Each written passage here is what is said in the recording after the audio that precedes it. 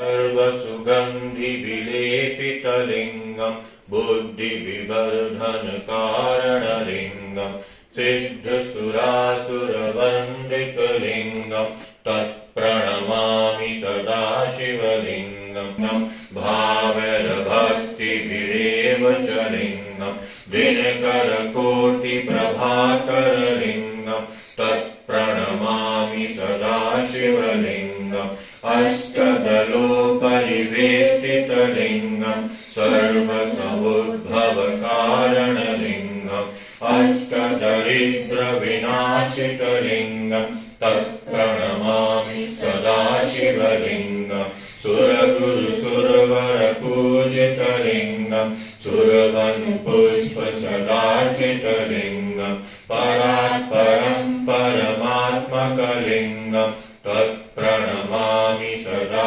शिवलिङ्गम् लिङ्गाचमिदम् पुण्यम् व्यापठेत् सर्वसिद्धिदो शिवलोकमवाप्नोति शिवेन समोदते।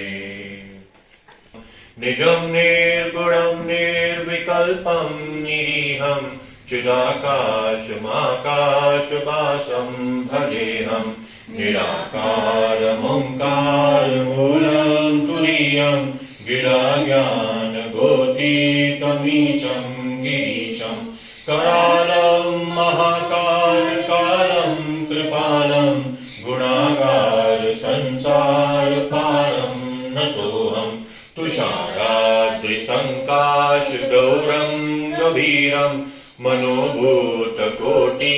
प्रभाश्री शरीरम् स्फुरन्मालिकल्लोलिनी चारुगङ्गा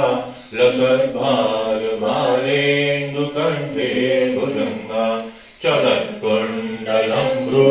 सुनेत्रम् विशालम् प्रसन्नाननम् नीलकण्ठम् दयालम् मृगाधीशचरमाम्बरम् मुण्डमालम् प्रियम् शङ्करम् सर्वनाथम् भजामि प्रचण्डम् प्रकृष्टम् प्रगल्भम् परेशम् अखण्डम् अजम् भानुकोटिप्रकाशम् त्र्याशूलनिर्मूलनम् शूलपाणिम् भजेऽहम् भवानी पतिम् भावगम्यम् कलातीतकल्याणकल्पान्तकारी सदा सज्जनानन्ददाता पुरारी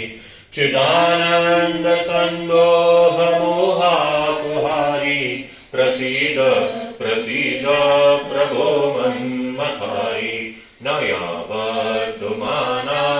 पादारविन्दम् भजन्ति लोके परे वा नराणाम् न तावत् सुखम् शान्ति सन्तापनाशम् प्रसीद प्रभो सर्वभूताधिवासम् न जानामि योगम् जपम् नैव पूजाम् न तोऽहम् सदा सर्वदा शम्भुतुभ्यम् जराजन्म दुःखौघतातप्यमानम् प्रभो पाहि आपन्नमामीश शम्भो प्रभो पाहि आपन्नमामीश शम्भो रुद्राष्टकमिदम् प्रोक्तम् विप्रेण हरतुष्टै ये पठन्ति नरा भक्त्या तेषाम् शम्भु प्रसजति। नमः पार्वतीपतये हर हर महादेव। सद्गुरुनाथ महाराज।